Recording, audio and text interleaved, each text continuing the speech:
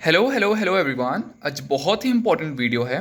मोहित पटेल मुझे कमेंट किए थे 3 घंटे पहले। मैंने एक्टिवा बुक की थी और शोरूम पर आ गई है। उन्होंने एक्टिवा बुक की थी और शोरूम पर आ गई है। मैंने देखा तो क्रोम हिल रहा है, उसका साइड का भी और आगे का भी उनका जो क्रोम है वो हिल रहा है। ठीक है, अब मुझे नहीं लेनी पर वो लोग मना कर रहे हैं। क्या करूँ मैं? Please reply. मैंने उनसे कहा, उन्होंने फिर मुझसे कहा कि ब्रो प्लीज़ मुझे रिप्लाई करो, मैंने सब्सक्राइब किया है। तो मैंने उनसे कहा कि ब्रदर अगर आप सब्सक्राइब नहीं भी करते हैं एंड वीडियोज़ को डिसलाइक भी करेंगे तब भी मैं आपकी हेल्प करूँगा, बिकॉज किसी के साथ चीटिंग नहीं होनी चाहिए। देखिए, उनसे कहिए कि आपकी जो ये क्रोम की पट्टी है वो हिल रही है, तो सिंपल सी बात है कि अंदर से लॉक टूट गया है एंड सेम सिचुएशन आगे की भी होगी। आप पहले मेरे को ये बताइए कि आपने उनको पेमेंट की है एडवांस में कि नहीं की है। तो उन्होंने कहा, उन्होंने पहले रिप्लाई किया कि हाँ ब्रो, उन्होंने मतलब पेमेंट की है। उन्होंने ये फिर कहा मुझसे कि मैंने उनको कहा कि मैं 6G आपसे ही लूँगा, पर वो लोग मान नहीं रहे हैं। तो मैंने उनको अपना इंस्टाग्राम दिया, तो उन्होंने मेरा इंस्टाग्राम लेके मुझे इंस्टाग्राम से मेरा नंबर निकाल कर उन्होंने मुझे पर्सनली कॉल किया।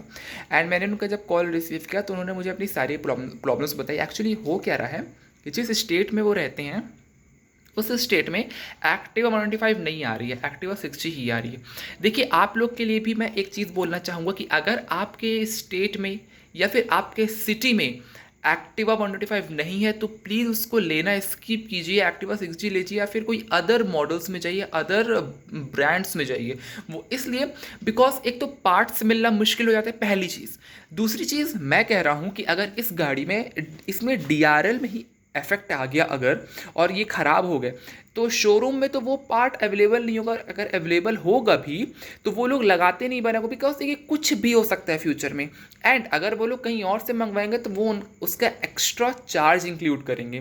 तो वो आपकी गाड़ी जो है ना, वो पार्ट अगर 100 रुपये का तो आपको 150 या 200 रुपये का पड़ेगा।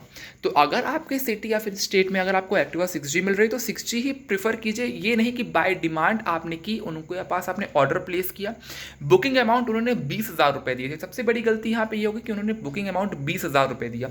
उनको बुकिंग अमाउंट कम से कम देना चाहिए था, 1,000 रुपये 2,000 रुपये बुकिंग अमाउंट देना चाहिए, क्योंकि 1,000 रुपये 2,000 रुपये भी कोई छोटी रकम नहीं होती है। एक मिडिल क्लास, एक अपर क्लास लोगों के लिए भी 1,000 रुपये 2,000 रुपये बहुत बड़ी रकम होती है। तो 1,000 2,000 रुपये में बुकिंग अमाउंट करवाते। एंड अब उनकी प्रॉब्लम क्या है कि उनकी जो साइड की क्रोम पैनल है, ये वाले और ये वाले दोनों हिल रहे हैं। अच्छा, मेरे भी हिल रहे थे, तो मेरे को क्या समझ में आया कि मेरा जो लॉक है वो अंदर का टूटा हुआ था, दोनों साइड का लॉक टूटा हुआ। तो एक साइड का मैंने फिक्स करवाया था और एक साइड का जो लॉक मतलब क्रोम की पट्टी ही गिर गई थी। गाड़ी चल जाते बीच रास्ते में क्रोम की पट्टी ही गिर गई थी, तो मैंने उसको जाके फिर चेंज कराया। आपने वीडियोस में देखा था। और उनका फ्रंट का जो ये क्रोम है वो भी इनका हिल रहा है।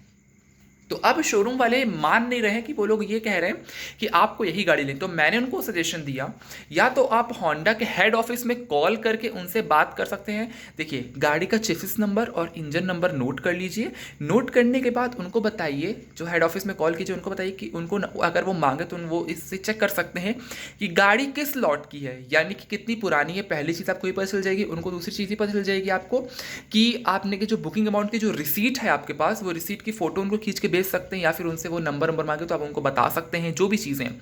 तो आपके पास कुछ चीज़ें होनी चाहिए, तो आप उनसे ये बोल सकते हैं। लेकिन अगर उन्होंने बोला कि आपको वही गाड़ी लेनी पड़ेगी, फॉर अगर हम लोग एक क्राइटेरिया लेके चले कि अगर हेड ऑफिस ने भी वही बोला कि आप वही वाली गाड़ी ले लीजिए, लेकिन कम से कम वो ये तो बोल सकेंगे ना कि आपकी जो ये क्रोम की पट्टी है वो दिखवाई जाए, यानी कि क्या प्रॉब्लम है क्या नहीं।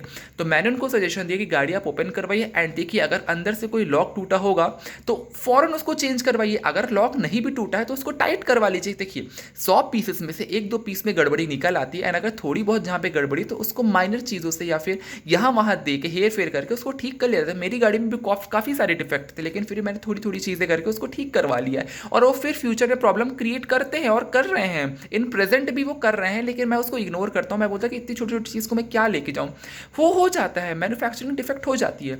अच्छा, ये उन्होंने ये भी कहा कि देखिए, अगर आप क्या करेंगे कि आपने गाड़ी उनसे परचेस कर ली मान लीजिए, और जैसे आप लेके बाहर तक गए और आपकी गाड़ी में प्रॉब्लम आ ही गई, यानी कि क्रोम की पट्टी गाड़ी से बाहर निकल गई, तो वो लोग क्या कहेंगे कि आपने जानबूझकर निकाला और आप फिर हमारे पास गाड़ी लेकर आ रहे हैं। तो ये एक और बड़ी प्रॉब्लम हो जाती है। तो मेरा सजेशन यही रहेगा आपसे कि अगर आपने बाय डिमांड गाड़ी मंगवाई तो फर्स्ट ऑफ ऑल पूरी गाड़ी को अच्छे से चेकआउट कीजिए, उसको ड्राइव कीजिए। ड्राइव करने के बाद उसको मैंने कितने बार कहा है कि जब भी कोई नई गाड़ी लीजिए या फिर गाड़ी की सर्विसिंग वगैरह कराए तो अपनी गाड़ी को थोड़ा सा उबड़ खाबड़ रास्ते में चला के देखिए, जिससे क्या होता है गाड़ी की प्रॉपरली चेकिंग हो जाती है कि आपकी जो गाड़ी है वो कितनी अच्छी है, यानी कितनी वेल कंडीशन में। बिकॉज अगर कोई भी पार्ट ढीला होगा तो वो ऊबड़ खाबड़ रास्ते में आपको आवाज़ कर देता है वो पार्ट कि हाँ यार मैं यहाँ पे ढीला हूँ, मतलब समझ रहे हैं मेरी बात को। तो आपको ये सारी चीज़ चेकआउट कर लेनी है। मेरी भी क्रोम पट्टी ढीली थी तो मैंने देखा कि मेरे दोनों क्रोम पट्टी का लॉक टूटा हुआ है।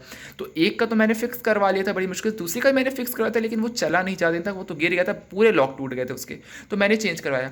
अब ये कंपनी का डिफेक्ट था तो मैं किसको बोलूँ कि कंपनी का डिफेक्ट है? इतने बड़ी कंपनी है वो, मैं एक अपनी छोटी सी प्रॉब्लम लेके जाऊँ तो ये शर्म वाली बात हो जाती है। तो आप ये दो चीज़ें कर सकते हैं। एंड मैं सबको सजेशन देना चाहूँगा कि जो कोई भी नई गाड़ी परचेस करे तो ध्यान रखिएगा, सारी चीज़ें चेकआउट कीजिए। इस गाड़ी में मेजर क्या प्रॉब्लम्स आती है मैं आपको बता देता हूँ। पहली, जो इसका वाइज़र बहुत ज़्यादा साउंड करता है। सेकेंडली, इसकी जो सीट लॉक की प्रॉब्लम है वो बहुत कॉमन है।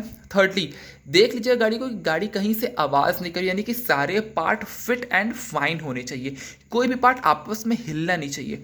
चौथा, गाड़ी के बीच में कहीं पर भी कोई भी पार्ट्स में, जैसे कि दो पार्ट्स को जब जोड़ा जाता है इकट्ठा तो वहाँ पे गैपिंग दिखने लगती है। चेक कर लीजिए यहाँ पे कहीं पे ज़्यादा गैपिंग नहीं होनी चाहिए, परफेक्टली आपकी गाड़ी एकदम ट्यून्ड और फाइंड होनी चाहिए। तो ये सारी चीज़ें, और चलने में देख लिया कब गाड़ी कैसी चल रही है, कहीं थ्रॉटल लैग वगैरह तो नहीं हो रहा है। ये कुछ मेजर प्रॉब्लम्स हैं जो गाड़ी में आती ही आती हैं। होप सो बहुत लोग को इससे इन्फॉर्मेशन मिली हो कि आप लोगों को किस प्रकार सतर्क रहना है। Thank you so much.